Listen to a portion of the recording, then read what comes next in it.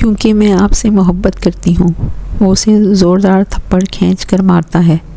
اب بتاؤ، اب بھی مجھ سے محبت کرتی ہو؟ ہاں، میں اب بھی آپ سے بے حد محبت کرتی ہوں اور ہمیشہ کرتی رہوں گی۔ وہ پھر اسے زوردار تھپڑ رسید کرتا ہے۔ اب بتاؤ، کیا اب بھی محبت باقی ہے؟ ہاں، اگر آپ کو اور مارنا ہے تو آپ مجھے اور مار سکتے ہیں، لیکن میرا جواب ہر بار یہی رہے گا کہ مجھے آپ سے بے تحاشا محبت ہے۔ محبت تو محبت ہے نا، جو مجھے ہمیشہ آپ سے رہے گی۔ پھر چاہے آپ ناراض ہوں، بے رخی دکھائیں، چلائیں یا پھر مجھے ماریں، میرا فیصلہ یہی رہے گا۔ وہ اپنے فیصلے پر اٹل تھی۔ تم تیار ہو اور جلدی باہر آؤ۔ وہ زور سے دروازہ بند کر کے باہر نکل گیا۔ آج مجھے پچھتاوا ہوتا ہے، جن لوگوں پر ہم سب سے زیادہ خود سے زیادہ اعتبار کرتے ہیں وہ وقت کے ساتھ بدل جاتے ہیں، ہمارے اعتبار کو ٹھیس پہنچاتے ہیں۔ دراصل پچھتاوا ان کے بدلنے کا نہیں، بلکہ ہم شرمندہ ہوتے ہیں اپنے اعتبار پر۔ وہ دل ہی دل میں سوچ رہی تھی۔ ہانیہ شہروز کی ثابت قدمی اس کے مضبوط قدموں میں لرزش پیدا کر رہی تھی۔ وہ سفید رنگ کے سوٹ پر لال چنری اوڑھے ہوئے تھی، جس کے آدھے سر کے گھونگھٹ سے چہرہ ڈھکا تھا۔ نکاح خواہ نے جہیز سے ہی اپنے الفاظ شروع کیے۔ ہانیہ نے اپنے ہونٹ بیچے تھے۔ چنری کے نیچے اس کا چہرہ مکمل طور پر بھیگا ہوا تھا۔ کیا آپ کو ارسل ہمدانی ولد سعد ہمدانی سے 5 لاکھ حق مہر سکہ رائج الوقت یہ نکاح قبول ہے؟ نکاح خواہ نے پوچھا۔ کیا آپ کو ارسل ہمدانی سے یہ نکاح قبول ہے؟ قبول ہے۔ مبارک، اللہ یہ نکاح آپ دونوں کے حق میں بہتر کرے۔ وہ اندر کمرے میں گئی، آئینے کے سامنے کھڑے ہو کر اپنے آپ کو دیکھا۔ کس نے سوچا تھا کہ میں ارسل ہمدانی کا نصیب اس طرح بنوں گی؟ کیا کوئی سوچ سکتا تھا کہ ایک رات پر مجھ پر کیا کچھ بیت جائے گا اور یوں اچانک چند گھنٹوں میں مجھے ارسل ہمدانی کے نام کر دیا جائے گا؟ یا اللہ مجھے صبر دے۔ سنو، میں جا رہا ہوں۔ اگر غلطی سے بھی تم نے شور کیا یا یہاں سے کہیں جانے کی کوشش کی تو یاد رکھنا یہ بدماشوں کا محلہ ہے۔ یہاں سے باہر جاؤ گی تو اپنی عزت سے ہاتھ دھو بیٹھو گی۔ اگر اپنی عزت پیاری ہے تو یہاں سکون سے رہو۔ میں تمہارا شوہر ہوں، میرے پاس پھر بھی تمہاری عزت محفوظ ہے، لیکن یہاں کے بدماش تمہارا خیال نہیں کریں گے۔ ان کے لیے صرف اپنی بہن بیٹیوں کی عزت پیاری ہوتی ہے، دوسروں کی نہیں۔ یہاں کھانے پینے کی اشیاء پڑی ہیں، تم کھا سکتی ہو۔ یہ بول کر وہ بزدل وہاں سے روانہ ہو گیا۔ یا اللہ، یہ مجھ پر کیسی آفت آ گئی ہے کہ جو مجھ سے محبت کرتا ہے وہی میرے خلاف ہو گیا ہے۔ یا اللہ، میں اس سے اتنی محبت کرتی ہوں، پھر کیوں ہوا وہ کیوں ایسا کر رہا ہے؟ میں جانتی ہوں ہر کوئی میرے بارے میں غلط سوچ رہا ہوگا، میرے کردار پر، میرے باپ پر انگلیاں اٹھا رہا ہوگا، لیکن جب اللہ میرے ساتھ ہے تو مجھے کسی کا ڈر نہیں ہے۔ یا اللہ، میری تکلیفوں کو دور کر دے۔ یا پروردگار، تو نے مجھے آج تک پاک رکھا ہے، میری عزت کی حفاظت فرما، بس آگے بھی مجھے محفوظ رکھنا، ہر بری آفت سے، ہر بری نظر سے، ہر بری بلا سے۔ آمین ثم آمین۔ وہ روتی سے سختی دعا کر رہی تھی۔ جنوری کی شدید سرد رات، بارش کا موسم، پہلی بارش اور بے حد خاموشی، بہت دل فریب منظر تھا جب اسے شدت سے اس کی یاد ستا رہی تھی۔ وہ اپنے ہاتھوں کو سگریٹ سے جلا رہا تھا اور سوچ رہا تھا کہ اس نے بہت غلط کیا۔ انہی ہاتھوں سے میں نے اس پر ہاتھ اٹھایا تھا اور اب یہ ہاتھ نہیں، اور جس کسی نے اس کے ساتھ غلط کرنے کا سوچا وہ بھی نہیں بچے گا۔ مجھے اندازہ نہیں تھا کہ پیار کا ناٹک کرتے کرتے مجھے اس سے بے حد عشق ہو جائے گا۔ میں پیار کا بھوکا شخص، پیار میں مارا گیا۔ اس کو تکلیف دے کر میں خود تکلیف میں ہوں۔ وہ روتا سے سکتا رہا تھا، پوری رات سو نہیں پایا تھا۔ اسے اس کی یاد ستا رہی تھی، آنسو تھمنے کا نام ہی نہیں لے رہے تھے۔ نہ جانے کیسا قرب تھا اس کے اندر، شاید اسے پچھتاوا تھا جو اسے اندر ہی اندر گلٹ میں مبتلا کر رہا تھا۔ تم خوش رہو، نہ کرو یہ سب، اللہ پاک مجھے ہر چیز کا پھل دے گا۔ میں تم سے بہت محبت کرتی ہوں ارسل، میں تمہیں اس طرح سے اداس نہیں دیکھ سکی۔ وہ اسے خواب میں خوش باش نظر آئی تھی۔ کچھ کھایا ہے یا نہیں؟ میں کچھ پوچھ رہا ہوں۔ وہ کافی غصے میں لگ رہا تھا۔ نہیں، اس نے کچھ نہیں کہا۔ ویسے میں اس ماتم کی وجہ جان سکتا ہوں جس کی وجہ سے تم نے کچھ نہیں کھایا؟ وہ اکتائے ہوئے لہجے میں اسے کہہ رہا تھا۔ ماتم کی وجہ آپ خود اچھے سے جانتے ہیں، اور یہ تم کیا ہے؟ آپ عزت سے پیش آنا بھی بھول گئے ہیں کیا؟ وہ اس پر برداشت نہیں کر پائی تھی۔ یہ تم مجھے مت سکھاؤ کہ مجھے کیا کہنا ہے کیا نہیں، یہ تمہارے لیے اچھا ہوگا، ورنہ تم جانتی ہو میں کیا کر سکتا ہوں۔ وہ اسے دھمکا رہا تھا۔ چلیں اب آپ بتائیں کہ آپ کیا کر سکتے ہیں، اب میں بھی دیکھنا چاہتی ہوں کہ آپ کیا کر سکتے ہیں۔ وہ جانتی تھی ارسل حمدانی خود کو تباہ کر سکتا ہے، لیکن ہانیہ شہروز پر ایک کانچ بھی نہیں آنے دے سکتا، کیونکہ وہ انتقام کے اس جنون سے نکل آیا تھا اور محبت اس کے دل پر دستک دے چکی تھی۔ اگر میں تمہیں آزاد کر دوں یہاں سے، اس قید سے، تو تم کیا کرو گی؟ اپنے گھر والوں سے کیا کہو گی؟ وہ اسے سوالیہ نظروں سے دیکھ رہا تھا۔ میں کہوں گی ایک بزدل انسان نے مجھے قید کر کے نکاح کر لیا اور میں اس بزدل انسان سے محبت کرتی ہوں۔ کیا کہا تم نے؟ میں بزدل ہوں؟ تم نے ایسا کہا بھی کیسے؟ اس کی آنکھوں میں نمی اتر آئی تھی، آواز بھی شدت جذبات کے زیر اثر کپکپاتی ہوئی سی تھی۔ اگر تمہیں ایسا ہی لگتا ہے کہ میں نے تمہیں قید کر رکھا ہے تو میں تمہیں تمہاری خواہش کے مطابق آزاد کر دوں گا، کیونکہ ضروری نہیں کہ ہر محبت کامیاب ہو۔ کچھ محبتوں کی تقدیر میں ہجر بھی لکھا ہوتا ہے۔ اپنے جذباتی انداز میں اس کا ہاتھ تھامتے ہوئے کہا تھا۔ نہیں ایسا مت کہیں۔ بے اختیار اس کے لبوں پر ہاتھ رکھتے ہوئے وہ تڑپ اٹھی تھی۔ تم اپنے ماں باپ کے پاس چلی جاؤ ہانیہ، ویسے بھی میں اس قابل نہیں ہوں کہ میرے ساتھ رہا جائے۔ اس نے آہستگی سے اس کا ہاتھ اپنے لبوں سے ہٹا کر کہا، تو پھر دعا کریں کہ میں مر جاؤں، مگر خدا کے لیے مجھ سے علیحدگی کا مت کہیں۔ اب کی بار آنسوؤں سے اس کی آنکھیں بہہ رہی تھیں۔ مرنا قبول ہے نا تمہیں؟ تو بس اس علیحدگی کو اپنی موت سمجھ کر قبول کر لو، مگر اب یہ ہماری آخری ملاقات ہے۔ وہ اپنا فیصلہ سناتے ہوئے کرسی سے اٹھ کھڑا ہوا تھا۔ نہیں ایسا نہ کہیں، وہ رو رہی تھی۔ رو کیوں رہی ہو؟ قریب آتے ہی بہت بےتابی سے پوچھا۔ ایک دم اس سے لپٹتے ہوئے وہ رو پڑی۔ آپ وعدہ کریں، آپ آئندہ سے نہیں کہیں گے، چاہے ہمارے درمیان بڑی سے بڑی لڑائی ہو جائے، لیکن لفظ علیحدگی ہمارے درمیان کبھی نہیں آئے گا، کیونکہ آپ کے بغیر مجھے کچھ ہو جائے گا۔ میں بچوں گی نہیں، میں خودکشی کر لوں گی۔ سمجھ آ رہی ہے نا آپ کو میری باتیں؟ اور اس کے منہ سے بے ربط باتیں نکل رہی تھیں۔ اچھا اب رو تو مت، لیکن تم بھی مجھ سے وعدہ کرو کہ تم مجھ سے کوئی وجہ نہیں پوچھو گی کہ میں نے ایسا کیوں کر دیا۔ میں وعدہ نہیں کر سکتی، لیکن ہاں میں کوشش کروں گی آپ میری سزا بھی بتا دیں، جس سے میں آپ کو دی گئی ایک ایک تکلیف کا ازالہ کر سکوں۔ وہ اپنی نظریں جھکائے ہوئے بول رہا تھا۔ آج سے اور ابھی سے آپ کی سزا یہ ہے کہ آپ اپنی ساری زندگی میرے ساتھ گزاریں گے، اور آپ کی زندگی میں میرا کوئی نعم البدل نہیں ہوگا، اور آپ کی محبت ہمیشہ میرے لیے خالص رہے۔ بس یہی سزا ہے میری۔ وہ سزا سن کر مسکرا اٹھا تھا۔ جی جناب۔ وہ اس کی زندگی تھا، وہ اس کے ساتھ ساری زندگی رہنا چاہتی تھی۔ خود سے زیادہ بھروسہ تھا اسے اس پر، لیکن یقین تھا کہ ارسل حمدانی اس کے ساتھ کبھی کچھ غلط نہیں کر سکتا، اور اس سے علیحدگی کا سوچنا اس کے لیے ایک گناہ تھا، جو گناہ وہ کبھی نہیں کرنا چاہتی تھی۔ تم نے اتنا سب کیوں کیا اس کے ساتھ؟ کیا میں جان سکتا ہوں؟ وہ اسے پوچھ رہا تھا۔ میں اس کے پیچھے کوئی وجہ تمہیں نہیں بتا سکتا۔ اب تک یہ سب میں نے ہانیہ کو بھی نہیں بتایا، یہ میری کچھ پرسنل وجہ ہے۔ چلو نہیں بتاؤ، لیکن ایک بات کہوں گا، تم نے بہت غلط کیا۔ وہ تم سے بہت محبت کرتی تھی، اور تم نے اسے دھوکہ دیا۔ وہ اسے اس کی غلطی کا احساس دلا رہا تھا۔ یار مجھے اندازہ ہے میں نے بہت غلط کیا، اور میں احساس جرم میں مبتلا ہوں۔ انشاءاللہ اب میں اپنی غلطی سدھار لوں گا۔ اسے اپنی غلطی کا احساس تھا۔ ابھی بس مجھے پتہ چل جائے کہ میری ہانیہ کہاں ہے، اور کون ہے جس نے اسے یوں قید کر رکھا ہے۔ اس کی آنکھوں میں آنسو بھرے ہوئے تھے۔ یار صبر رکھ، جب تیری نیت اچھی ہے نا تو وہ مل جائے گی، تو اب ٹینشن نہ لے۔ کیسے نہ لوں ٹینشن؟ بیوی ہے وہ میری۔ یہ سوچ سوچ کر میری جان نکل رہی ہے کہ وہ کیسی ہوگی۔ یار جس نے بھی اسے کڈنیپ کیا ہے نا، کبھی بھی اسے نقصان نہیں پہنچائے گا، کیونکہ وہ ہانیہ سے شادی کرنا چاہتا ہے۔ تو ٹینس مت ہو، اور میرے انکل کال سینٹر میں ہوتے ہیں، تو میں تمام انفارمیشن انہیں بھیجتا ہوں۔ انشاءاللہ تیری بیوی کا جلد پتہ چل جائے گا۔ وہ اسے مسئلے کا حل بتا رہا تھا۔ شکریہ زین یار، تم میری اتنی مدد کر رہے ہو۔ میں خود بھی ٹریس کر رہا ہوں اسے، بس دعا کرو کہ نمبر مل جائے سی آئی سے۔ دوستی میں کوئی شکریہ نہیں ہوتا میرے دوست۔ وہ مسکرا رہا تھا۔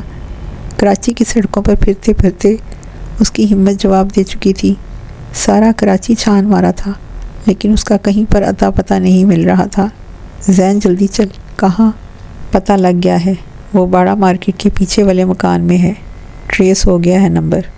تاریکی میں اپنے پاؤں کے نیچے کچھ محسوس کیا تھا. اس نے اپنے ہاتھ سے نیچے ٹٹولا تو اس کے ہاتھ میں ایک کنگن آیا جو ہانیہ کا تھا. اب اسے یقین ہو گیا کہ ہانیہ اسے مل جائے گی. اس نے آہستہ آہستہ اپنے قدم سیڑھیوں کی طرف بڑھائے تھے. آندھی کی وجہ سے سب کچھ دھندلا نظر آ رہا تھا. اچانک ایک ہوا کا تیز جھونکا اسے ٹکرایا. اس کو محسوس ہونے والی گھٹن اب ختم ہو چکی تھی. باس، شاید اوپر کوئی آ رہا ہے، وہ اسے بتا رہا تھا. پیچھے سے اس کی پشت پر ایک زوردار لات پڑی تھی اور وہ دور جا کر گرا تھا. آگے بڑھتا علی پاشا اب آگے آیا تھا. سر، آپ تم نے یہ کڈنیپنگ کی ہے علی؟ اسے یقین نہیں آ رہا تھا. اسے وہاں دیکھ کر تو اس کا دماغ ہی گھوم کر رہ گیا تھا. یس سر، اصل میں بات ایسی ہے کہ وہ اپنی بات پوری نہیں کر پایا تھا. مجھے تمہاری ایک بات بھی نہیں سننی. شٹ اپ علی، تم جانتے بھی ہو یہ کون ہے؟ یہ بادشاہ ہمدانی ہے. تم نے بہت غلط کیا. وہ کافی زیادہ غصے میں تھا. سر، آپ انہیں لے جائیں. مجھے بالکل بھی نہیں پتہ تھا کہ یہ آپ کی وائف ہیں. اگر مجھے ذرا سا بھی اندازہ ہوتا تو میں ایسا کبھی نہ کرتا. وہ ہکلا رہا تھا. زین، دیکھو ہانیہ کو ہوش آ رہا ہے، ہوش میں لاؤ. ہاں، میں جا رہا ہوں. اس نے پانی کی چیٹے اس پر ڈالے. تم یہاں زین؟ اچھا ہوا تم آ گئے. وہ رو رہی تھی. چلو گاڑی میں، تمہارے گھر والے بھی پریشان ہوں گے. اس نے ہانیہ کو کہا تھا. نہیں، مجھے نہیں گھر جانا. وہ چہرے سے گھبرائی ہوئی لگ رہی تھی کہ تبھی پیچھے سے آتے ارسل کو دیکھ کر اس کے چہرے کی پریشانی کچھ کم ہوئی تھی. ارسل، اچھا ہوا آپ میرے پاس ہیں، ورنہ مجھے تو لگا تھا کہ میں نے آپ کو ہمیشہ کے لیے کھو دیا ہے. اس کی آنکھیں آنسوؤں سے بھری ہوئی تھیں. اس ٹاپک پر بعد میں بات کریں گے، بس ریلیکس کریں میری جان. آپ ابھی. سر مجھے معاف کر دیں، غلطی ہو گئی مجھ سے. میرے ساتھ بھی بہت بڑا دھوکہ ہوا ہے. وہ اسے معافی مانگ رہا تھا. سر، مسٹر شیروز میرے بابا کے آفس میں ایک اچھے کولیگ ہیں اور انہوں نے ہانیہ کے لیے میرے بابا سے میرا ہاتھ مانگا تھا. اس بات کو 6 ماہ ہو گئے ہیں. کل رات وہ کال کر کے مجھے کہتے ہیں کہ وہ اس کی شادی کہیں اور کر رہے ہیں، اور یہ بھی کہا کہ اگر تمہیں شادی کرنی ہے تو اپنے بابا کے آفس کی پاور آف ٹرنی میرے نام کرو. مجھے یہ سمجھ نہیں آیا کہ انہوں نے ہانیہ کے لیے تمہارا رشتہ خود آگے سے کیوں مانگا، جبکہ ہانیہ میں کسی قسم کی کوئی کمی نہیں ہے. وہ کنفیوز ہو رہا تھا. وہ پرفیکٹ ہے، اس دنیا کے حساب سے بھی اور دینی اعتبار سے بھی. اور پاور آف ٹرنی سے کیا مراد ہے؟ سر، وہ ان کی سکی اولاد نہیں ہے. ہانیہ کی امی بیوہ تھیں اور ہانیہ ان کی اکلوتی اولاد تھی. تبھی مسٹر شیروز نے ترس کھا کر ان سے شادی کر لی اور ہانیہ کو اپنا نام دیا. لیکن زیادہ تر لوگ کہتے ہیں کہ انہوں نے اپنے مفاد کے لیے ان سے شادی کی تھی، اور وہ ہانیہ کی شادی بھی اپنے مفاد کے لیے مجھ سے کرنا چاہتے ہیں. یہ سب سن کر اس کی آنکھیں باہر آ گئیں. کون سا مفاد؟ اور تم کیسے کسی پر الزام لگا سکتے ہو؟ سر، ہانیہ کے نام اس کے بابا نے 40 کروڑ کی جائیداد کی ہے اور باقی 5 کروڑ ہانیہ کی ماں کے نام ہے. اور میں نے شادی سے پہلے یہ شرط رکھی تھی کہ میں نہ تو جہیز لوں گا اور نہ مجھے کوئی رقم چاہیے، اور شادی کے بعد ہانیہ کو اپنے ساتھ میں اسلام آباد لے جاؤں گا، جس کی وجہ وہ چاہتے تھے کہ ہانیہ کی شادی مجھ سے ہی ہو. وہ بار بار اسے ایک نیا شوق دے رہا تھا. ایک بات بتاؤ، تمہیں اتنا سب کچھ کیسے معلوم ہوا؟ وہ اسے تفصیل پوچھ رہا تھا. مسٹر خیام پاشا میرے بڑے بھائی، ان کی وائف مسٹر شیروز کی ایک فرینڈ کی بیٹی ہیں. میری بھابھی نے مجھے ان سب چیزوں کی اطلاع دی. اس دن ارسل جان گیا تھا کہ ارمانوں کا خون کیسے ہوتا ہے، غلط گمان کیسے ٹوٹتا ہے، ہار جانا کسے کہتے ہیں، اور حقیقت میں اور خواب میں کتنا فرق ہوتا ہے. یعنی وہ شخص نسلی دھوکے باز ہے. ہانیہ مل گئی ہے، وہ ارسل کے ساتھ ہے. اب کیوں بھائی؟ ارسل کے ساتھ کیوں ہے؟ تم پاگل تو نہیں ہو؟ وہ ہڑبڑا گئی تھی. ارے بیوی ہے وہ اس کی، تو اسی کے ساتھ ہی ہوگی نا، اور اس کے بابا نے ہی اسے کڈنیپ کروایا تھا. کیا تم سچ کہہ رہے ہو؟ اس نے ارسل سے شادی کی ہے؟ اور اس کے بابا نے ایسا کیوں کیا؟ وہ اس کے اس انکشاف پر چونک گئی تھی. ہاں بھائی، سچ کہہ رہا ہوں میں، اور وہ مسٹر شیروز کی سوتیلی اولاد ہے. اچھا، لیکن مجھے یقین نہیں آ رہا. یہ سب سن کر اس کا دماغ ہی سن ہو گیا تھا. خیر، تم یہ سب چھوڑو اور سنو. کل میری امی تم سے ملنے آ رہی ہیں، اور تم ایسا کرنا کہ ارسل کے گھر چلی جاؤ. وہاں ہانیہ بھی ہوگی اور وہیں میں اپنی امی کو لے آؤں گا۔ اچھا چلو صحیح ہے، لیکن میں نے تو سنا ہے تمہارے پیرنٹس کی ڈیتھ ہو گئی ہوئی ہے۔ ہاں ایسا ہی ہے، لیکن میں اپنی خالہ کو امی کی جگہ سمجھتا ہوں اور امی کہہ کر ہی مخاطب کرتا ہوں۔ وہ ساتھ نہیں رہتی ہیں، لیکن میری امی نے ان کو میری ذمہ داری سونپی تھی، اس لیے وہ میری شادی کروانا چاہتی تھی۔ اچھا، وہ اسے مسکرا کر دیکھ رہی تھی۔ آخر ہم ایک ہو گئے، ورنہ تم تو اتنی لڑاکن تھی کہ کوئی تم سے شادی کے بارے میں سوچتا بھی نہ۔ بس میں ہی ہوں جو تم سے محبت کر لی، ورنہ تم سے تو کوئی مذاق میں بھی محبت نہ کرتا۔ وہ ہنس رہا تھا۔ ہاں ٹھیک ہے، اگر میرا شوہر یہ کہہ رہا ہے تو ایسا ہی ہوگا۔ اس نے اسے شرمندہ کیا۔ سوری، میں مذاق کر رہا تھا جان۔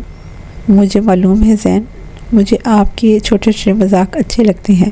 اچھا چلیں، کیونکہ ایسے مذاق کرنا نا میری عادتوں میں شامل ہے۔ وہ ہنسا تھا۔ جی، وہ اسے پیار سے گھور رہی تھی۔ یعنی میں نے بے وجہ ایک لڑکی کی زندگی برباد کی، میں نے ایک بے قصور لڑکی کو دھوکہ دیا، اسے سب کی نظروں میں گرا دیا، میں نے بہت خوبصورتی سے اسے دھوکہ دیا، اور وہ بھی اس لڑکی کو جو مجھ سے محبت کرتی تھی۔ وہ اپنے آپ کو اندر ہی اندر اس کا قصوروار ٹھہرا رہا تھا۔ ارسل، کیا سوچ رہے ہیں آپ؟ وہ کھانا لگاتے ہوئے پوچھ رہی تھی۔ کچھ نہیں، بس یوں ہی میں سوچ رہا تھا کہ میں نے غلط کیا آپ کے ساتھ، جبکہ آپ تو اس شخص کی اولاد بھی نہیں ہے۔ وہ آدمی اتنا دغاباز نکلے گا مجھے اندازہ بھی نہیں تھا۔ ارسل، کچھ مت کہیں آپ انہیں، وہ جیسے بھی ہیں میرے بابا ہیں۔ اس نے اسے کچھ بولنے نہ دیا۔ اوکے۔ موبائل کی اسکرین پر نام چمکا تھا، ماریا راجپوت کالنگ۔ ہاں کہو ماریا، رات کی اس پہر کال کی، سب خیریت تو ہے؟ وہ گھبرا گیا کیونکہ رات کافی ہو گئی تھی۔ ہانیہ کے ماں باپ اس دنیا میں نہیں رہے، کار ایکسیڈنٹ میں ان دونوں کی ڈیتھ ہو گئی ہے اور لاشیں لاپتہ ہیں۔ وہ اسے بتا رہی تھی۔ ہیں؟ کیا واقعی؟ وہ حیران تھا۔ ہاں، بس جلدی سے ہانیہ کو بتا دو۔ جی ہانیہ، اس نے آواز لگائی۔ جی کچھ نہیں۔ اسے سمجھ نہیں آ رہا تھا کہ وہ اسے کیسے بتائے کہ اس کے ماں باپ اب نہیں رہے۔ کیا ہوا ارسل آپ کو؟ آپ مجھے بتانا پسند کریں گے؟ ہانیہ، وہ تمہارے ماں باپ اس دنیا میں نہیں رہے، وہ مشکل بولا تھا۔ کیا؟ کب؟ کیسے؟ وہ رو رہی تھی۔ کار ایکسیڈنٹ ہوا ہے اور ان کی لاشیں لاپتہ ہیں۔ کیا کہہ رہے ہیں آپ جلدی مجھے وہاں لے چلیں جہاں ایکسیڈنٹ ہوا ہے۔ سچ کہہ رہا ہوں، چلیں آپ ریڈی ہوں، میں کار نکالتا ہوں۔ شاید اللہ کو یہی منظور تھا، وہ نہیں چاہتا تھا ارسل حمدانی اپنے آپ کو ہانیہ کی نظر میں گرائے۔ تبھی اللہ نے اس کہانی کو ہی ان کی زندگی سے نکال دیا اور اس چیپٹر کو کلوز کر دیا تھا۔ بے شک وہ اللہ ہے، ہر چیز کو کرنے والا ہے، جو چاہے وہ ہو جاتا ہے۔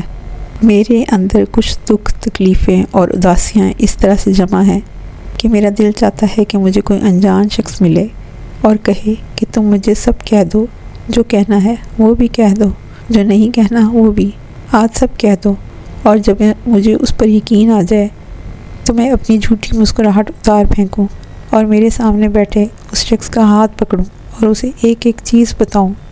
اسے بتاؤں کہ میں کیا تھا اور کیسا ہو گیا ہوں۔ اسے بتاؤں کہ کس نے میرا اعتبار ختم کیا ہے۔ اسے بتاؤں کہ لوگوں پر اعتبار سے لے کر لوگوں کی حقیقتیں جاننے تک کا سفر کیسا ہوتا ہے۔ سب بتاتے ہوئے اتنا روں کہ میری ساری تکلیفیں، دکھ اور اداسیاں میرے آنسوؤں کے ساتھ بہہ جائیں۔ پھوٹ پھوٹ کر رو رہا تھا وہ۔ ارسل، تو میں ہوں نا، آپ مجھے سب بتا سکتے ہیں، میں سنوں گی آپ کی ہر تکلیف کو۔ اگر آپ کو ایسا لگتا ہے کہ کوئی آپ کو سننے کی سکت نہیں رکھتا تو آپ بے فکر رہیں، میں پورے اطمینان سے آپ کو سنوں گی۔ وہ اس کے دل کے بوجھ کو ہلکا کرنا چاہ رہی تھی۔ میں آپ کو نہیں بتا سکتا کچھ بھی، اور سچ یہ ہے کہ میں بتانا ہی نہیں چاہتا آپ کو کچھ بھی۔ وہ اسے صاف کوئی سے کام لیتے ہوئے کچھ بھی بتانے سے انکار کر گیا تھا۔ صحیح ہے، آپ نہ بتائیں، میں ہمیشہ کے لیے آپ سے دور جا رہی ہوں۔ تھوک اندر نگلتے ہوئے بولی۔ آپ مجھے مرا ہوا دیکھنا چاہتی ہیں تو ٹھیک ہے، اے اللہ مجھے موت دے دے، مجھے اپنے پاس بلا لے، آپ اس دنیا میں ویسے بھی میرا کوئی نہیں۔ ارسل، دیکھیں اب بہت ہوا، میں جاننا چاہتی ہوں کہ آپ کے اندر ایسی کون سی اداسیاں ہیں جن کی وجہ سے آپ نے ایسا کیا میرے ساتھ۔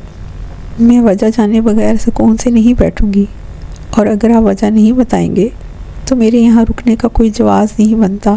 میں مذاق نہیں کر رہی، میں آپ سے، آپ کی زندگی سے بہت دور چلی جاؤں گی، اتنا دور کہ آپ سوچ بھی نہیں سکتے، اور یہ میرا آخری فیصلہ ہے۔ اس نے نہ چاہتے ہوئے بھی اپنا فیصلہ سنا دیا تھا۔ اچھا ٹھیک ہے، تو سنیں، اگر آپ میں اتنی ہمت ہے، آپ سب کچھ سن سکتی ہیں تو میں ضرور بتاؤں گا۔ وہ نہیں چاہتا تھا کہ اسے یہ سب معلوم ہو، کیونکہ وہ ارسل حمدانی تھا جو ہانیہ شیروز سے بہت محبت کرتا تھا، اور وہ اسے تکلیف دے کر خود بھی خوش نہیں رہ پاتا۔ اگر وہ یہ سب نہ بتاتا تو شاید اندر ہی اندر اس کا دم گھٹ جاتا۔ اگر کوئی اس 21ویں صدی میں ایسے جدت کے دور میں مشینوں کے شور میں بھی تم کو سننا چاہ رہا ہے تو سنو، خاموش مت رہو، اسے دل کا حال سناؤ، اس سے گفتگو کرو، اس کے ساتھ دھیمے لہجے میں زندگی کی شامیں گزارو جن کی کمی کوئی مشینری پوری نہیں کر سکتی۔ اس نے اپنے ذہن میں ماضی کے کچھ ورقوں کو پلٹا تھا، سب کچھ اس کے ذہن میں گھوم رہا تھا۔ دوپہر کا 1 بج رہا تھا جب مسٹر شیروز اپنی والدہ کے ساتھ بطور مہمان تشریف لائے، جنہیں بڑی پھپھو نے ڈرائنگ روم میں بٹھایا اور ان کو خصوصی پروٹوکول دیا کیونکہ وہ ابو کے دوست کی فیملی سے تھے۔ مرحا، ان سے ملو، یہ ہے نرگس خانم اور یہ ان کے بیٹے مسٹر شیروز۔ بڑی پھپھو نے اپنی چھوٹی بہن سے تعارف کروایا۔ آئیں بیٹی، میرے پاس بیٹھیں۔ اور کیا پڑھتی ہیں آپ؟ کیا مصروفیات ہیں آپ کی؟ وہ مرحا سے ایسے سوال پوچھ رہی تھی جیسے رشتے والی آنٹی ہوں۔ M.Com کر رہی ہوں اور ابھی یہی مصروفیت ہے بس۔ وہ اپنی مصروفیت بتا رہی تھی۔ اچھا، اور گھر کے کام کر لیتی ہیں بیٹی آپ؟ اس بار تو انہوں نے ہاتھ ہی کر دی تھی۔ جی، میری بہن گھر کے تمام کام کر لیتی ہے، میں تو اسلام آباد میں رہتی ہوں۔ بھائی نے کہا کہ میرے خاص مہمان آ رہے ہیں، تم آ جاؤ، تو میں بھی ابھی صرف 2 ہی دن کے لیے یہاں آئی ہوں، کل چلی جاؤں گی، ورنہ تو پورا گھر اور بھائی کا ایک بیٹا ہے، اسے مرحا ہی سنبھالتی ہے۔ عظمیٰ بیگم نے جلدی سے جھٹ سے جواب دیا۔ جاؤ، ناشتہ نکلا رکھا ہے، لے کر آؤ۔ عظمیٰ بیگم نے سائیڈ میں بلا کر مرحا کو تاکید کی۔ السلام علیکم، کیا حال ہے بھابھی؟ سعد حمدانی نے حال احوال دریافت کیا کیونکہ وہ ان کے مرحوم دوست کی وائف تھی۔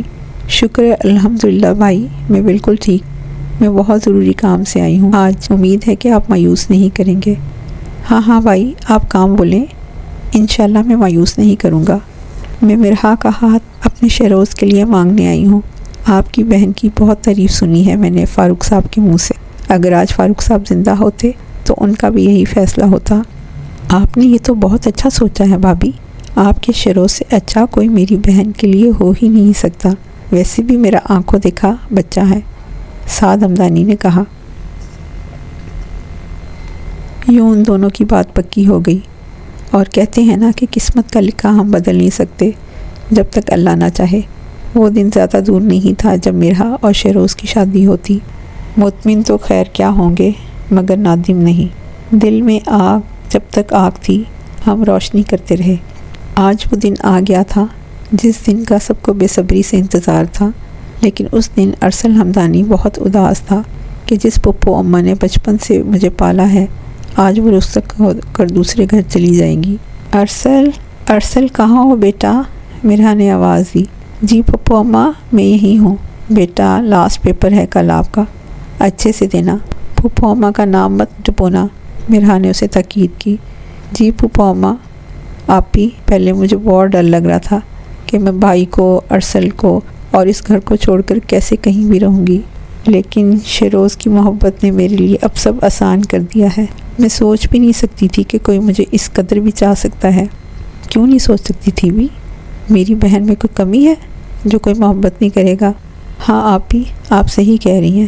چلو مرحا، جلدی سے تیار ہو جاؤ ورنہ بارات دروازے پر ہوگی اور ہم باتیں کرتے ہی رہ جائیں گے۔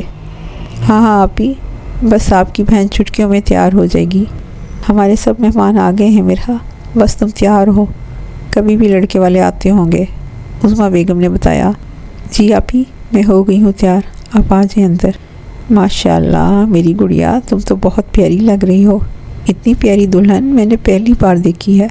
وہ مرحا کو پیار کر رہی تھی۔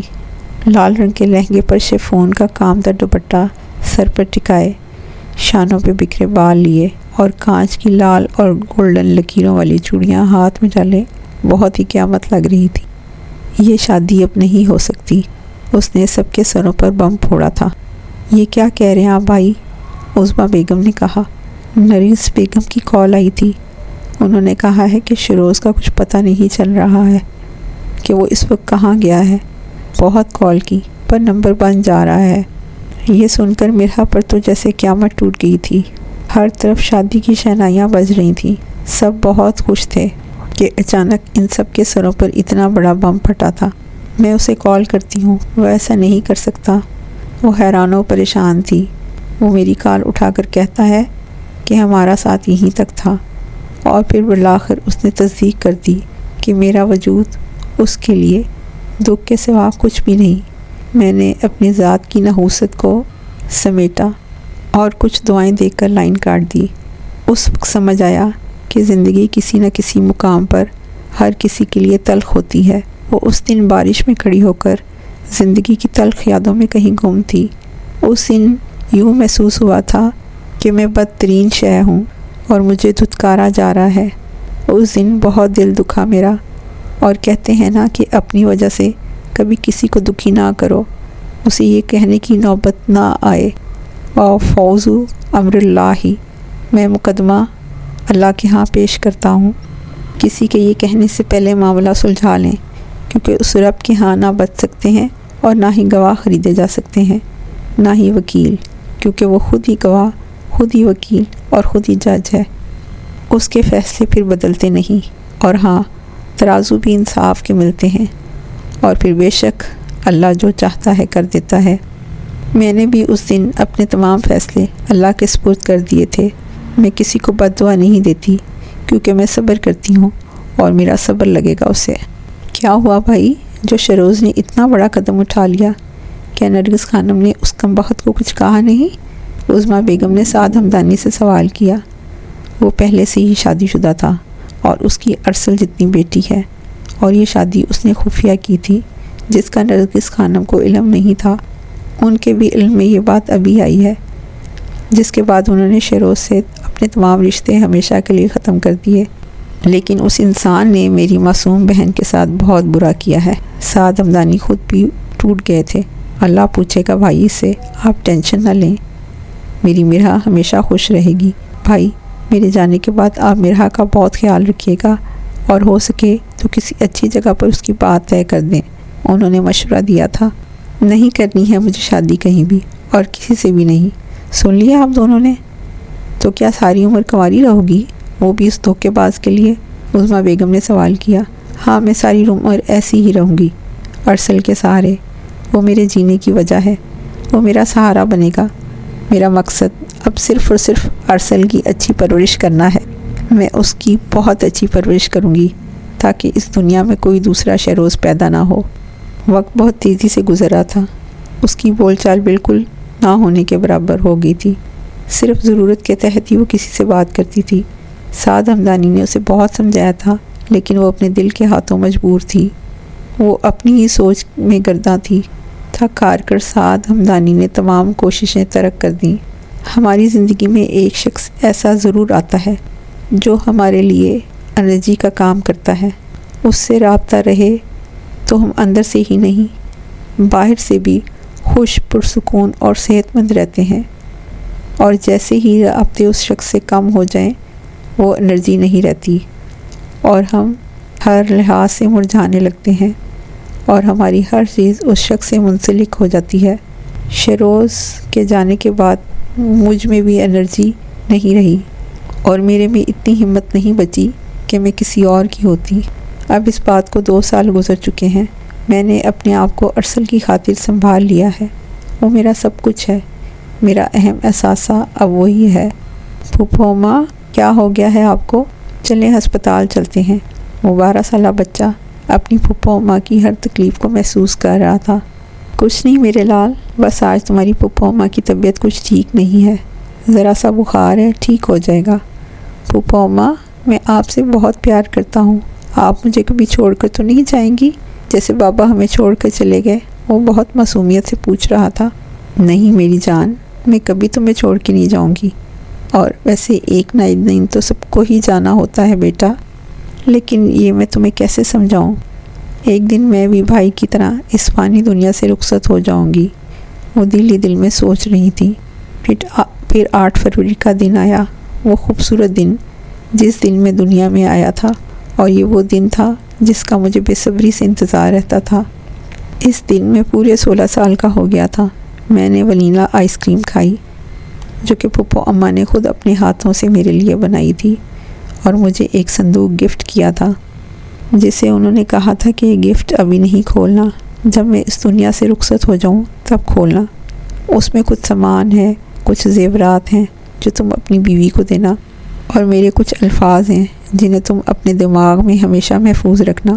اس دن میں نے سوچا تھا کہ پھپھو اماں نے اپنی زندگی کے اہم سالوں کو مجھے پالنے میں گزار دیا۔ میں نے اس دن ٹھان لی تھی کہ جس شخص کی وجہ سے میری پھپھو اماں اس حال میں ہے، میں اسے نہیں چھوڑوں گا، میں ضرور بدلہ لوں گا۔ اور اسی دن رات میں اچانک پھپھو اماں کی حالت بگڑ گئی۔ پھپھو اماں کیا ہوا؟ کچھ نہیں بچے، وہی پرانی شکایت ہے، بلڈ پریشر ہائی ہو گیا ہے۔ پھپھو اماں آپ مجھے کبھی چھوڑ کر مت جائیے گا، آپ کا احسان ہوگا مجھ پر۔ ہاں میری جان، چلو اب سونے دو مجھے، اور آپ بھی سو جاؤ، وہ مسکرا رہی تھی۔ پھپھو اماں میں آ گیا، اب جلدی سے اٹھ جائیں۔ پھپھو اماں میری آواز سے بھی نہیں اٹھ رہی، انہیں کیا ہو گیا ہے؟ وہ اپنے آپ ہی کو کہہ رہا تھا۔ پھپھو اماں اٹھیں، وہ چیخ چیخ کر رونے لگا۔ پڑوس میں رہنے والی فائزہ آنٹی بھی دوڑی چلی آئی تھی۔ کیا ہو گیا ارسل بیٹے؟ وہ اس کو روتا دیکھ حیرانی سے پوچھ رہی تھی۔ پھپھو اماں نہیں رہی ہیں اب ہمارے بیچ، وہ بھی چلی گئی مجھے چھوڑ کر، اب میرا کیا ہوگا؟ یا اللہ، میں ہی کیوں، میرے ساتھ ہی ایسا ظلم کیوں؟ وہ بالآخر بولا تھا۔ نہیں بیٹے، ایسے نہیں بولتے، اللہ جو ہم سے چھین لیتا ہے تو ہمیں اس کے بدلے میں بہتر عطا کرتا ہے۔ وہ اللہ ہے، سب سے محبت کرنے والا، انشاءاللہ وہ تمہیں تمہارے مانگے بغیر تمہیں بہترین سے نوازے گا۔ وہ ارسل کو سمجھا رہی تھی۔ جی آنٹی، وہ بہت مشکل سے الفاظ ادا کر سکا تھا۔ اور پھر جب پھپھو اماں نہیں رہی تو اب میرے بدلہ لینے کا ارادہ اور بھی پختہ ہو گیا تھا۔ میں نے سوچ لیا تھا کہ کچھ بھی کر کے میں ضرور مسٹر شروز کو سبق سکھاؤں گا۔ پھر پھپھو اماں کی بات یاد آئی، یہ گفٹ ابھی نہیں کھولنا، جب میں اس دنیا سے رخصت ہو جاؤں تب کھولنا۔ میں نے وہ صندوق کھولا، اس میں ایک خط تھا جو میرے لیے لکھا گیا تھا۔ میرے پیارے بیٹے ارسل، سفر چاہے خدا سے محبت کا ہو یا پھر کسی انسان سے محبت کا ہو، مخلصی دونوں میں ہی ضروری ہے، اور میں چاہتی ہوں تم اپنے آنے والی زندگی میں ہر انسان سے مخلص رہو، جس سے محبت کرو اس کو کبھی دھوکہ نہ دینا۔ دھوکہ کھانے والا انسان اندر سے کھوکھلا ہو جاتا ہے، اس میں دھوکہ کھانے کے بعد کچھ بھی باقی نہیں رہتا، نہ جان، نہ خواہش، نہ روح باقی رہتی ہے، لیکن آہستہ آہستہ روح بھی مردہ ہو جاتی ہے۔ ایک ہی زندگی ہے، اسے سادہ گزارنا، کبھی اپنے اندر میں نہ لانا، ہمیشہ عاجز رہنا، اور عاجز بننے کے لیے ضروری ہے کہ اپنی ہستی تک کو بھول جانا تم کیا ہو۔ بس اتنا یاد رکھنا کہ اللہ رب العزت نے تمہیں مٹی سے بنایا ہے، تم مٹی ہو، مٹی میں رہتے ہو، اور ایک دن مٹی میں ہی جانا ہے۔ ارسل، تمہاری پھپھو اماں تم سے بہت پیار کرتی ہیں۔ آج نہ جانے کیوں میری روح اندر تک کانپ رہی ہے، تو سوچا کہ جو دل میں ہے اسے ایک صفحے پر لکھ دوں، تو بس لکھ دیا۔ میرے بعد اپنا خیال رکھنا، بری صحبت میں مت بیٹھنا، سچائی اور اچائی کے راستے کو اپنانا، اسی میں دنیا اور آخرت دونوں کی کامیابی ہے۔ اس خط کو جب تم پڑھو گے میں یہ دنیا چھوڑ کر چکی ہوں گی، تو یہ میری تم سے آخری گفتگو ہے، اور یہ صرف گفتگو نہیں ہے بلکہ وہ الفاظ ہیں جو تمہاری ساری زندگی پہ نقش رہیں گے۔ آخر میں بس یہی دعا ہے کہ اللہ تمہیں تمام مشکلوں اور پریشانیوں سے دور رکھے، آگے بھی کوئی مشکل پیش آئے تو اسے اپنی شان کریمی سے حل کر دے، تمہیں دنیا اور آخرت کی ذلت اور رسوائی سے بچائے رکھے، آمین۔ تمہاری پیاری پھپھو اماں۔ میرے لیے خیال ہی جان لیوا تھا کہ اب وہ اس دنیا میں نہیں رہیں، اور اس وقت سب سے پہلے میرے دماغ میں جو خیال آیا تھا وہ یہ تھا کہ پھپھو اماں کا بدلہ ضرور لوں گا۔ ان کے ساتھ غلط ہوا ہے، بھلے انہوں نے اپنا مقدمہ اللہ کے سپرد کر دیا ہے، لیکن میں نے نہیں کیا۔ میں نے اس کے بعد سے مسٹر شروز کی فیملی کے بارے میں ڈیٹیل حاصل کی، تو مجھے پتہ چلا کہ ان کی ایک بیٹی ہے اور وہ انہیں اپنی جان سے پیاری ہے، لیکن میں پریشان تھا کہ ان سے بدلہ کیسے لیا جائے۔ ایک وقت تک میرے دماغ سے بدلے کا بھوت اتر گیا تھا۔ اس کے بعد میں نے یونیورسٹی میں ایڈمیشن لیا اور اتفاقاً آپ مجھے نظر آئیں اور میں نے آپ کو ایک نظر میں پہچان لیا۔ یہ کون ہے زین؟ یہ ایک آفت کی پڑیا کی دوست ہے۔ ہاں کون آفت کی پڑیا؟ ارے ماریا راجپوت، اس کی دوست ہے یہ ہانیہ شیروز۔ تب میں سمجھ گیا تھا کہ اللہ بھی چاہتا ہے کہ میں آپ سے بدلہ لوں۔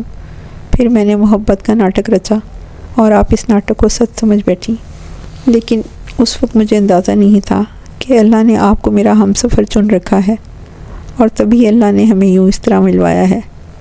بے شک وہ اللہ ہے اور وہ ہر چیز پر قادر ہے۔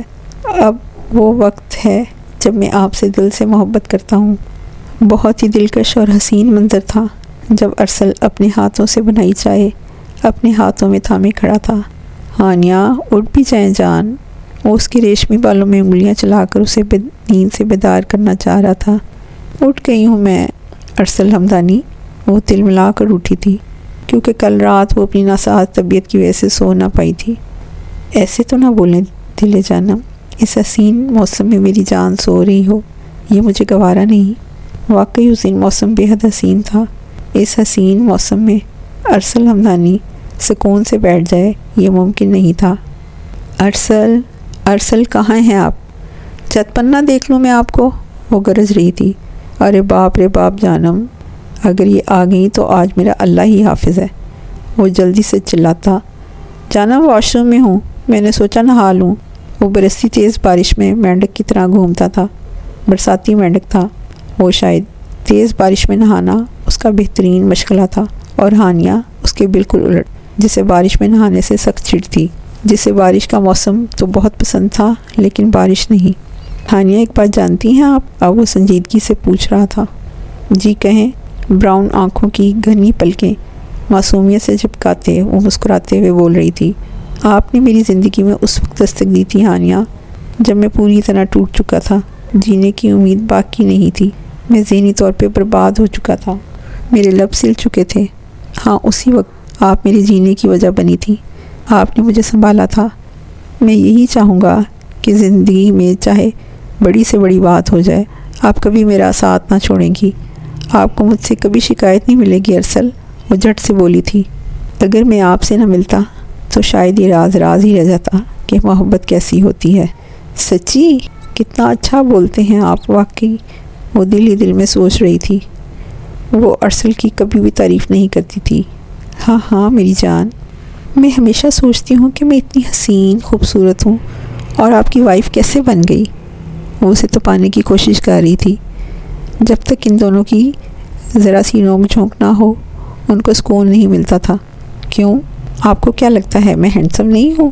مسکراہٹ دبائے سنجیدہ ہونے کی کوشش میں بولا۔ ہیں لیکن مجھ سے کم۔ بحث کی بات ہی نہیں ہے جب اللہ پاک سورہ نور میں یہ فرماتے ہیں کہ خبیث عورتیں خبیث مردوں کے لیے ہیں اور خبیث مرد خبیث عورتوں کے لیے، پاکیزہ عورتیں پاکیزہ مردوں کے لیے اور پاکیزہ مرد پاکیزہ عورتوں کے لیے۔ ان کا دامن پاک ہے ان باتوں سے جو بنانے والے بناتے ہیں، ان کے لیے مغفرت ہے اور رزق کریم ہے۔ تو اندازہ لگا لے جانم کہ آپ ان میں سے کیا ہیں، کیونکہ جو آپ ہیں وہی میں ہوں۔ ہانیہ کو زج کر رہا تھا۔ جی جان، مجھے یقین ہے آپ کے پاکیزہ ہونے پر، وہ تل ملا کر کہہ رہی تھی۔ ہانیہ آج رات ایک پارٹی میں جانا ہے، آپ یہ ڈریس پہن کر تیار رہیے گا۔ کون سی ڈریس ارسل؟ میں بھی ایک نیو ڈریس لایا ہوں آپ کے لیے، شام 7 بجے تک آپ تیار رہیے گا لازمی، وہ فرمان جاری کر رہا تھا۔ جی جان، ڈونٹ وری۔ ماشاء اللہ، آپ تو میری سوچ سے بھی زیادہ حسین لگ رہی ہیں۔ ملائم ہاتھ، ریشمی زلفیں، ادائیں نین اور یاقوت ہونٹ، بس قتل واقعی ہے، ورنہ اوزار تو سارے ہی پورے ہیں جانم۔ اس کی نگاہ ہانیہ سے ہٹ ہی نہیں تھی رہی۔ شکریہ جان میری تعریف کے لیے۔ اب جانا نہیں ہے کیا؟ وہ نظریں چرا رہی تھی۔ پہلی بات یہ کہ آپ آنکھوں میں دیکھ کر بات کریں، اور دوسری بات یہ کہ ہمیں کہیں نہیں جانا، میں نے آپ سے مذاق کیا تھا۔ وہ اسے شدید تپا رہا تھا۔ ایسا مذاق کرتا ہے کیا کوئی؟ وہ اسے کھا جانے والی نظروں سے گھور رہی تھی۔ جان گھورے تو نہیں، سرپرائز ہے آپ کے لیے، تبھی نہیں بتا رہا تھا۔ ارسل نے ہونٹوں پر مسکراہٹ سجائے اس کے چہرے کو اپنی نظروں کے حصار میں لیا تھا۔ اس کی آنکھوں پر پٹی باندھے وہ اسے گارڈن کی طرف لے جا رہا تھا، جہاں اس نے اس کے لیے ایک برتھ ڈے سرپرائز تیار کیا تھا جو صرف اس کے لیے خاص تھا۔ وہ بلیک کلر کی گھیردار فراک پر کام دار دوپٹہ ایک طرف ڈالے اور کھلے بال ایک طرف گرائے بہت ہی حسین لگ رہی تھی، جیسے کانچ کی گڑیا۔ ارسل پوری محویت سے اسے تک رہا تھا۔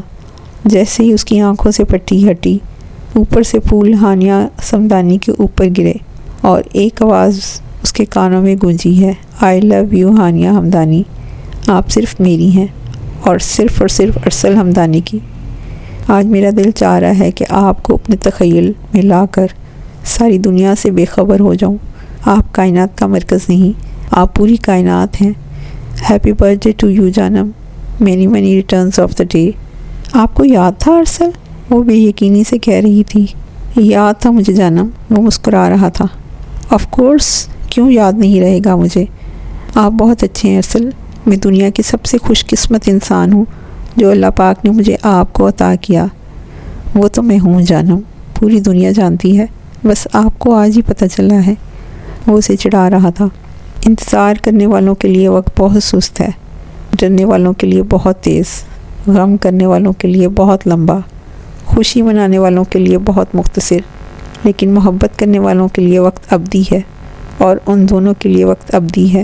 کبھی کبھی دل چاہتا ہے کہ دنیا کی تمام زبانیں سیکھوں اور پھر ہر زبان میں محبت لکھ کر آپ کے سامنے پیش کروں، مگر پھر دل زبان محبت کے ایک لفظ انت الحیات پر آ کر ٹھہر سا جاتا ہے کہ جب آپ کو انت الحیات ہی لکھ دیا تو کہنے کو باقی کیا رہ جاتا ہے؟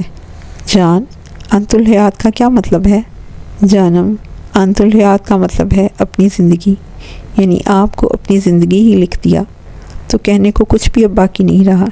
ارسل، آپ بہت ہی اچھا بولتے ہیں، مجھے بہت پسند ہیں آپ کے الفاظ، آپ کی باتیں سیدھا دل میں اترتی ہیں سچی مچی؟ وہ ہونٹوں میں ہنسی دبائے پوچھ رہا تھا۔ ہاں جان میری، آپ زندگی پر ساتھ دیں گی نا میرا؟ ہاں ضرور دوں گی میں آپ کا ساتھ، زندگی بھر کے لیے۔ ارسل، میں مر جاؤں گی، کچھ کریں، بس ہسپتال چلیں، وہ در سے چلا رہی تھی۔ جانم، صرف 2 منٹ، ڈرائیور گاڑی نکال رہا ہے، آپ جب تک اپنی رپورٹس لیں اور بیگ پیک کر لیں، جو بھی ضروری سامان لینا ہے۔ ارسل، آپ بھی میرے ساتھ اندر چلیے گا، مجھے بہت ڈر لگ رہا ہے۔ وہ بے حد ڈری ہوئی تھی، اور کیوں نہیں، وہ اولاد جیسی نعمت سے آشنا ہونے والی تھی۔ وہ درد، وہ کرب ایک ماں ہی برداشت کر سکتی تھی، اس کا پہلا ایکسپیرینس تھا۔ سوری، آپ ڈیلیوری روم کے اندر کیا؟ آپ کو ڈیلیوری روم تک جانے کی بھی اجازت نہیں، مردوں کو اندر جانے کی اجازت نہیں ہوتی، وہ نرس سے آگاہ کر رہی تھی۔ آپ پلیز انہیں آنے دیں، وہ درد سے بلک رہی تھی۔ اس نرس کو اس کی حالت پر بھی ترس نہیں آ رہا تھا۔ رول از رول، ایسا نہیں ہوتا، میں آپ گھبرائیں نہیں، کچھ نہیں ہوتا، انشاءاللہ سب خیریت و عافیت کے ساتھ ہوگا، آپ آرام سے جائیں، میں باہر ہی ہوں۔ وہ باہر اس کا انتظار کر رہا تھا۔ ماشاءاللہ ہمارا بیٹا ہوا ہے ارسل، میں بہت خوش ہوں۔ وہ خوشی کے مارے اپنا ہر درد، دکھ، تکلیف کو بھول چکی تھی۔ اسے یاد تھا تو صرف اپنا بیٹا، اگر بیٹی ہوتی تو مجھے اور بھی زیادہ خوشی ہوتی، کیونکہ بیٹی اللہ کی رحمت ہوتی ہے۔ تو کیا آپ ہمارے بیٹے کے آنے سے خوش نہیں؟ ارے ایسا نہیں ہے، میں صرف ایک بات بتا رہا ہوں، بیٹا ہو یا بیٹی، میرے لیے دونوں برابر ہیں۔ آج 20 مئی کا دن تاریخ کی گھڑیوں میں لکھا جائے گا، کیونکہ آج کے دن اللہ نے ہمیں ایک اولاد کی نعمت سے نوازا ہے، مجھے باپ اور آپ کو ماں جیسے عظیم مرتبے پر فائز کیا ہے۔ ارسل، اپنی اولاد سے سب کو محبت ہوتی ہے، چاہے وہ بیٹا ہو یا بیٹی، لیکن مجھے یاد پڑتا ہے میں اپنی ماں کی اکلوتی اولاد تھی، لیکن لوگ ہمیشہ میری ماں کو ضرور کہتے تھے کہ بیٹی ہوئی ہے۔